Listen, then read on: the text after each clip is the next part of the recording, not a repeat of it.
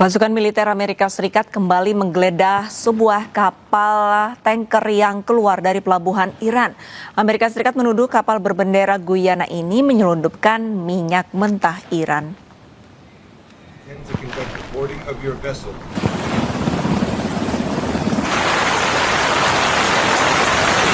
Departemen Perang Amerika Serikat mengeluarkan video penggeledahan kapal Majestic 10 di Samudra Hindia, perairan antara Sri Lanka dan Indonesia.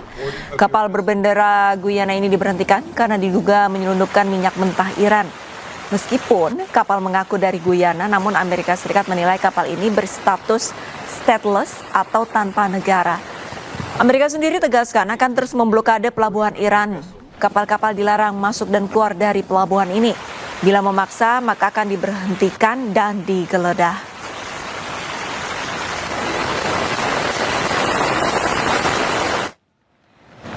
Amerika Serikat mencegah 3 kapal tanker minyak milik Iran di perairan dekat wilayah Indonesia. Blokade Amerika Serikat tetap berjalan untuk menekan Iran agar bersedia mengikuti perundingan damai di Pakistan.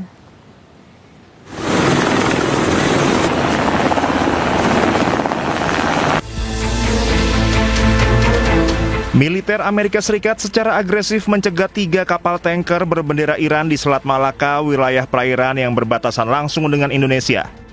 Pencegatan strategis ini sengaja dilakukan Amerika Serikat di perairan terbuka untuk meminimalisir risiko ancaman ranjau laut yang kerap tersebar di area konflik. Fokus operasi Amerika Serikat kini bergeser ke arah Selat Malaka yang diidentifikasi sebagai titik kumpul utama bagi aktivitas pelayaran tanker gelap internasional. Selat Malaka menjadi jalur alternatif bagi tanker gelap pembawa minyak ilegal dari negara yang terkena sanksi Amerika Serikat. Supertanker Deep Sea menjadi salah satu armada utama yang jalurnya dialihkan pasukan keamanan Amerika Serikat. Selain itu, kapal Selfin yang mengangkut muatan minyak sekitar 65% dari kapasitas total juga berhasil diamankan militer Amerika Serikat. Sementara kapal Dorena yang membawa 2 juta barel minyak mentah kini berada dalam pengawalan ketat kapal perusak Angkatan Laut Amerika Serikat. Komando Pusat Amerika Serikat menyatakan kapal Dorena tertangkap tangan saat berusaha menembus barikade pengamanan di Samudra Hindia. Militer Amerika Serikat juga dicurigai telah menghentikan tanker Deria yang sebelumnya gagal melakukan bongkar muat komoditas minyak di wilayah India. Total 29 kapal dipaksa putar balik sejak kebijakan blokade pelabuhan Iran ini resmi diimplementasikan Amerika Serikat. Kepala Staf Gabungan Amerika Serikat Jenderal Dan Kane sebelumnya memang telah memprediksi Selat Malaka akan menjadi lokasi krusial pencegatan.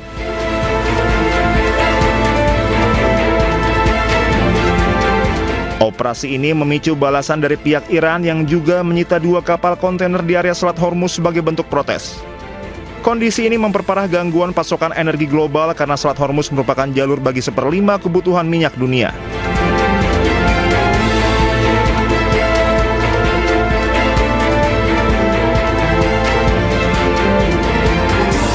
Meski Presiden Donald Trump baru saja memperpanjang masa gencatan senjata, Amerika Serikat tetap memberlakukan blokade laut terhadap Iran. Situasi di lapangan tetap memanas seiring belum adanya kepastian mengenai jadwal perundingan damai kedua belah pihak. Amerika Serikat memaksa Iran bersedia kembali duduk di meja perundingan diplomatik di Islamabad, Pakistan.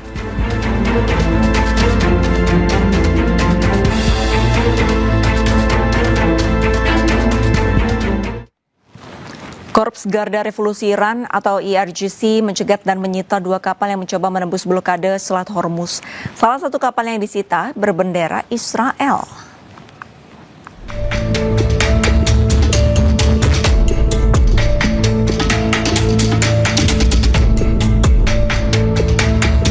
Sebuah video yang dirilis Korps Garuda Revolusi Iran IRGC memperlihatkan kapal yang berisi personel militer Iran menaiki salah satu kapal kargo yang dicegat di Selat Hormuz.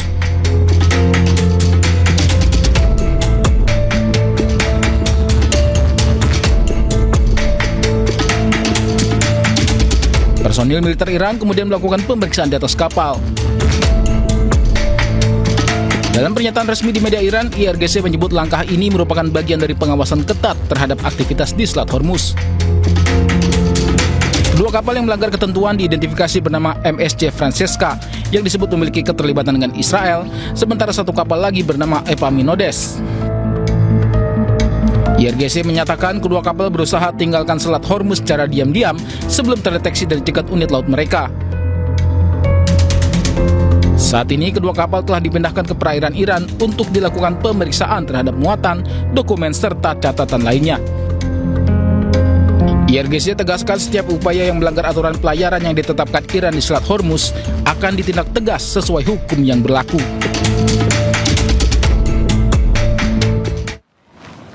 Negosiasi antara Amerika dan Iran belum mencapai kata sepakat. Amerika memperpanjang gencatan senjata, menuntut Iran tidak gunakan nuklir. Iran pun memberikan jaminan soal penggunaan nuklir. Namun Amerika harus mencabut blokadenya dari Selat Hormuz yang diklaim milik Iran.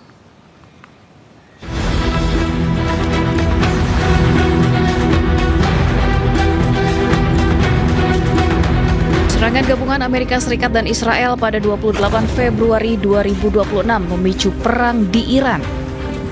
Kedua pihak saling melancarkan serangan dengan menargetkan berbagai objek vital. Pada negosiasi pertama antara Amerika dan Iran di Islamabad, Amerika menuntut Iran menghentikan produksi nuklir dalam tujuan apapun. Iran pun kini mengamini, namun meminta Amerika menghargai Iran yang memiliki hak atas Selat Hormuz. First, of course, we want our right to be, respected, and secondly, sanctions be lifted. Sanctions are imposed because there are concerns that our program may go for weapons, and we can continue our enrichment for peaceful purposes. Then every details of that is negotiable. And I hope that nothing would happen which interrupt that. It would be a big threat for everybody. If war starts, that would be a disaster for everybody. Sementara itu, Sekretaris Pers Gedung Putih menyebut Amerika Serikat menawarkan fleksibilitas kepada Iran. Amerika juga telah memperpanjang gencatan senjata untuk memberi waktu kepada Iran agar Iran bisa memenuhi tuntutan mereka. Again, the president's offering them a little bit of flexibility because we want to see a unified proposal to the president's very strong proposal, and he's made his red lines very clear. So as we await that response, there's a ceasefire with the military and kinetic strikes, but Operation Economic Fury continues, and the effective and successful naval blockade continues as well of ships and vessels that are moving to and from Iranian port. Gencatan senjata antara Iran dan Amerika membuka ruang diplomatik bagi kedua negara untuk menyelesaikan persoalan. Serangan rudal juga dilaporkan telah berhenti, setidaknya untuk sementara waktu. Perpanjangan gencatan senjata oleh Amerika Serikat, kira-kira apakah ada kaitannya dengan musim haji? Untuk membahasnya kami sudah terhubung dengan peneliti Asia Middle East Center, Mas Pizarro Gozali Idrus. Selamat sore, Assalamualaikum Mas Pizarro. Sore Mbak Arista, Waalaikumsalam warahmatullahi wabarakatuh. Mas Pizarro, saat ini Presiden Amerika Serikat kita ketahui sudah memperpanjang gencatan senjata, tapi blokade masih jalan. Nah, apakah ini ada hubungannya dengan musim haji 2026? Iya Mbak Arista, sebenarnya Donald Trump memperpanjang gencatan senjata ini kan sepihak ya dengan Iran ya. Ini tanpa persetujuan dari Iran. Kenapa itu dilakukan oleh Donald Trump? Karena Donald Trump ini sedang mempersiapkan serangan besar-besaran. Ini kemungkinan untuk melakukan serangan besar-besaran itu sangat kuat ya Mbak Arista ya. Karena apa? Itu kapal Josbus, kapal induk militernya itu sedang dalam on the way dia. Sedang on the way menuju Teluk Oman yang sudah ada 2 kapal induk Amerika sebelumnya yang sudah nangkring di situ. Artinya nanti ketika Josbus masuk kepada wilayah Teluk Oman, ada 3 kapal induk yang siap untuk melakukan serangan kepada Iran. Rencananya Amerika Serikat itu akan melakukan serangan dalam berbagai multifront. Ada dari udara, ada dari darat, ada dari laut. Ini tetapi masih ada semacam tarik ulur ya Mbak Rista. Tetapi Trump itu sudah dalam kesepakatan bahwa ini bukan tidak mungkin dia akan melakukan serangan kepada Iran. Makanya itu kan beberapa hari kemarin itu Kepala Staf Angkatan Lautnya Amerika Serikat John Pillen itu mundur. Kenapa John Pillen itu mundur? Karena dia menolak upaya untuk melakukan serangan via laut kepada Iran gitu. Sebelumnya Kepala Staf Angkatan Daratnya itu mundur ya, George Randy itu juga mundur karena tidak sepakat tentang rencana Amerika Serikat untuk melakukan invasi darat. Nah, ini yang terjadi sekarang karena kalau kita lihat Mbak Karissa, Iran itu belum betul-betul menyerah. Dia walaupun diblokade sama Amerika Serikat di wilayah Selat Hormuznya, Iran itu bukan berarti melemah loh. Kalau kita lihat kemarin itu di Teheran itu ada konvoy soft of force di mana IRGC, pemerintah, masyarakat turun gelanggang di kota-kota Teheran itu membawa rudal ya. Ini pesan kepada Amerika Serikat bahwa kami siap untuk perang kapanpun dengan Amerika Serikat. Ini pesan juga kepada Amerika Serikat bahwa mereka itu tetap solid. Karena kan Trump ini sekarang mencoba mendeskripsikan pemerintah Iran itu terpecah ya antara faksi Kementerian Luar Negerinya, faksi diplomasinya dengan faksi militernya. Nah, ketika mereka semua kemarin bersama-sama itu bawa rudal, itu pesan kepada Amerika Serikat, kami itu bersatu kok, kami sama-sama kok, kami tetap berpegang tangan satu sama lain. Dan yang ketiga, ini pesan bahwa stok rudal mereka itu masih banyak seperti itu. Jadi, Mbak Karista, ketika Donald Trump memberikan ancaman akan melakukan serangan kepada Iran, menurut saya Iran itu dalam posisi yang sangat siap sekarang. Karena dia udah nggak ada pilihan lain. Berkali-kali diplomasi, berkali-kali negosiasi, berkali-kali kemeja perundingan, berkali-kali itu pula lah mereka itu diserang, dibombardir. Bahkan kan yang terbaru, kapal tanker Iran itu disita oleh Amerika Serikat, padahal mereka dalam perundingan kok. Dalam on the way perundingan ke Islamabad. Dan tiba-tiba Amerika Serikat justru menyita kapal tanker dari Iran. Nah, saya kira itu gambaran awalnya, Mbak Kalista. Oke, berarti secara gambaran awal untuk gencatan senjata diperpanjang, ini adalah Amerika ingin mempersiapkan serangan yang lebih besar. Tapi, apakah memang ada kemungkinan untuk gencatan senjata ini adanya permintaan dari negara Arab kepada Amerika karena mempersilahkan musim haji dengan tenang nih? Menurut Anda bagaimana? Iya, Mbak Arista, itu juga termasuk ya menurut saya. Ini kita sekarang udah kloter pertama itu sudah mulai terbang ya nanti ke wilayah Saudi untuk haji. Emang ada desakan dari negara-negara Arab, ada desakan dari negara-negara Teluk agar perang ini untuk sementara ditahan dulu. Jangan kemudian kembali dieskalasi oleh Amerika Serikat. Kenapa? Begini Mbak Kaisa, kalau Iran itu melakukan serangan itu kan kemana? Serangan kan ke negara-negara Teluk. Ya, kepada fasilitas Saudi, kepada berbagai macam infrastruktur strategis Saudi dan negara Teluk yang ini bisa mengganggu jalannya ibadah haji nanti. Ya, ketika dikit lagi kita udah memasuki bulan haji seperti ini, juga ada desakan dari negara-negara Teluk khususnya Arab Saudi agar Amerika menahan diri. Oke, tapi Iran sendiri menyebut tidak mau negosiasi di bawah ancaman. Jadi kira-kira menurut Anda seberapa besar peluang diplomasi ini bisa berhasil dengan situasi yang seperti ini begitu? Iya, kalau dalam diplomasi memang problematikanya Mbak Arista ya, gaya diplomasi Trump itu, dia pengen diplomasi itu berjalan sesingkat-singkatnya dalam tempo waktu yang sesingkat-singkatnya pula. Dia pengen diplomasi itu berjalan sehari semalam, Iran itu bisa tunduk, bisa menyerah, dan bisa sepakat. Kan diplomasi tidak bisa seperti itu. Diplomasi itu butuh negosiasi yang panjang, poin per poin itu dibahas secara detail. Bayangkan Mbak Arista ya, Iran meminta 10 poin, Amerika minta 15 poin, ada total 25 poin. Satu poin saja itu bisa bertahun-tahun loh, itu penyelesaiannya. Nuklir kita lihat ya, kesepakatan mengenai nuklir itu berjalan 6 tahun. Obama itu kan mulai kemudian masuk melobi Iran agar dia masuk ke negosiasi nuklir itu sejak 2009. Nanti gongnya kesepakatan 2015. Itu 6 tahun. Bayangkan Trump itu baru beberapa hari dia minta ada kesepakatan nuklir dan dia minta nuklirnya Iran itu diserahkan kepada mereka. Ini susah. Kalau masih gayanya ngotot kayak begini, apalagi Iran juga keras, itu negosiasi dalam waktu dekat tampaknya kita sayang sekali itu belum bisa melihat.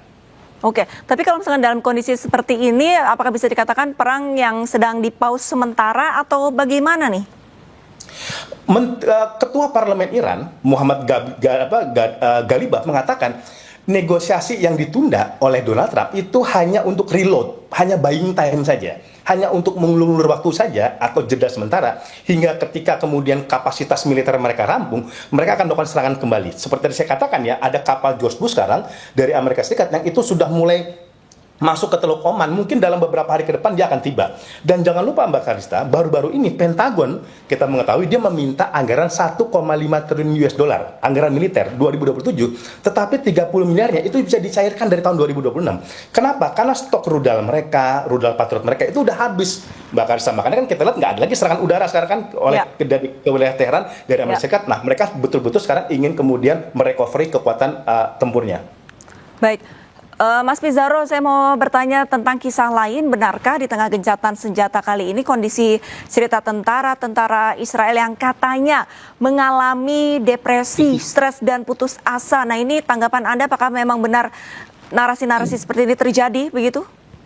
Mbak Karista, media Israel Haaretz mengatakan 2025 ialah tahun di mana tingkat bunuh diri tentara Israel itu paling tinggi sepanjang 15 tahun terakhir, karena ada sekitar 22 tentara Israel yang memilih jalan bunuh diri karena stres akibat perang, mengalami trauma, ketakutan, akhirnya mereka mengambil jalan unalive ataupun bunuh diri. Itu pun angka minimal seperti itu. Kenapa ini terjadi? Bayangkan, Israel itu perang dengan multifront dengan tentara-tentara yang kebanyakan tuh cadangan sekarang. Dia perang di Gaza belum selesai. Ya. Kemudian serang lagi ke Suriah, ke Libanon, ke Iran. Pada stok tentara dia sedikit, tapi dipaksa untuk berperang berkali-kali. Seharusnya kan itu peperangan itu kan dirotasi, tapi karena dia tentaranya udah sedikit, tidak banyak, akhirnya dipaksa. Bahkan yang lagi tertidur di rumah sakit akibat stres dan sedang mengalami pengobatan psikologis itu dipaksa berperang. Sekarang bayangkan, gimana mereka tuh nggak bunuh diri akhirnya ketika di medan peperangan, karena desakan psikologisnya, moral injurinya itu udah begitu kuat, karena mereka tahu ini perang membunuh orang-orang yang tak berdosa. Ini perang hanya untuk demi melayani kepentingan Netanyahu. Maka sebagian tentara-tentara Israel itu sekarang udah resign. Mereka memilih mundur tanpa pesangon karena daripada mereka mati konyol diterjunkan ke jalur Gaza, diterjunkan ke Libanon, ke Suriah dan lain sebagainya. Hanya kemudian mereka berhadapan dengan tentara-tentara yang ada di Timur Tengah. Itu memang fakta yang terjadi sekarang. Makanya tingkat stres tentara Israel itu begitu sangat tinggi dan gelombang bunuh diri itu betul-betul luar biasa sekarang. Luar biasa sekali sekarang terjadi di tentara Israel. Baik, berarti kalau misalkan tadi Anda sampaikan untuk tentara Israel ini bisa dikatakan ya memang benar begitu, sudah mengalami putus asa. Nah, beralih ke tentara-tentara yang di Amerika, ini beberapa tentara Amerika bisa dikatakan ada semacam dua kubu, ada yang memang mengikuti arahan dari Presiden Trump, tapi ada juga yang mereka enggan menolak begitu untuk melakukan peperangan di Iran. Tanggapan Anda? Iya, ini kan bukti bahwa sebenarnya tuduhan Trump mengatakan di Iran terjadi keterpecahan sebenarnya hanya untuk menutupi fakta. Sebenarnya di internal militer Amerika Serikat itu sendirilah yang sebenarnya terjadi konflik. Mbak Karista, ya, sejak tahun 2025 sampai 2026 sekarang udah ada sekitar 25 pejabat tinggi militer Amerika Serikat yang itu mundur ataupun dipecat. Ya. Ini kan John Pillan yang kemarin itu kan cuma salah satu kasusnya aja gitu. Padahal dalam beberapa bulan sebelumnya itu udah banyak. Sebelumnya juga Randy dan lain sebagainya. Ini memang terjadi sekarang karena mereka tidak mau mati konyol. Mereka udah tahu serangan kepada Iran itu betul-betul bukan pilihan yang terbaik. Karena ini mereka nggak punya bukti Iran itu punya senjata nuklir akan menyerang Amerika Serikat, punya rudal balistik akan menyerang Amerika Serikat. Kebanyakan ini direkayasa oleh Netanyahu agar kemudian Trump itu istiqomah memutuskan untuk melakukan serangan kepada wilayah Iran. Yang sebelumnya presiden yang sebelumnya kan nggak kena bujuk rayunya Netanyahu itu. Obama nggak kena, George Bush yang nggak kena, ya karena mereka melihat bahwa Iran masih bisa diajak negosiasi dan terbukti Iran kan mau dia negosiasi mengenai nuklir ya untuk kemudian duduk satu meja dengan Amerika Serikat. Baik, tapi kalau misalkan kita kembali lagi ke masalah diplomasi antara Iran dengan Amerika, saat ini memang tengah mengalami proses perundingan begitu. Tapi kalau menurut Anda, apakah perundingan kloter kedua ini akan berjalan mulus atau justru nanti akan mandek lagi kalau menurut Anda? Mbak Karista, bagaimanapun dalam negosiasi harapan itu masih ada, walaupun kecil. Tetapi kita mengetahui ya bahwa sebenarnya Amerika pun juga capek perang. Iran pun juga tidak mau perang ini berlarut-larut. Mereka pun walaupun siap ya, mereka lebih memilih jalan kalau bisa negosiasi diplomasi, ya monggo kita siap gitu. Tetapi kan dia pengen negosiasi yang berkeadilan. Ya. Akan sangat sulit mereka kalau datang ke Islamabad, Iran, kalau dia masih diblokade Selat Hormuz oleh Amerika Serikat dan mereka dituntut kemudian untuk membongkar fasilitas uraniumnya. Maka yang terbaik ialah untuk kemudian melepaskan syarat-syarat yang berat itu dulu.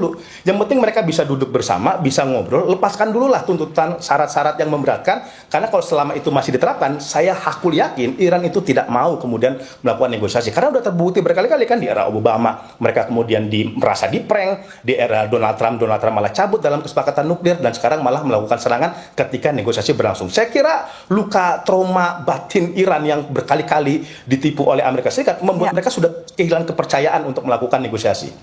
Baik, terima kasih banyak Mas Pizarro, peneliti Asia Middle East Center, sudah bergabung bersama Breaking News, dan salam sehat Mas Pizarro. Terima kasih, iNews. Sehat. Pemirsa, Menteri Luar Negeri Sugiono membantah isu Indonesia memberlakukan tarif bagi kapal yang melintasi Selat Malaka. Sugiono menegaskan Indonesia menghormati hukum internasional. Dalam konvensi PBB, tercatat Indonesia diakui sebagai negara kepulauan bila tidak memberlakukan tarif di semua selat yang ada. Ada satu semacam agreement lah bahwa kita diakui sebagai negara kepulauan sepanjang negara kepulauan itu tidak kemudian ngambil tol atau fee di selat-selat yang ada di dalamnya. Kemudian kita juga mendukung kemerdekaan pelayaran sebagai negara yang juga dagang. Kita juga berharap ada pelintasan yang bebas, ya kan? Dan saya kira itu semua adalah komitmen banyak negara untuk bisa menciptakan satu jalur pelayaran yang bebas, yang netral, saling mendukung gitu. Jadi Indonesia tidak pada posisi untuk melakukan itu.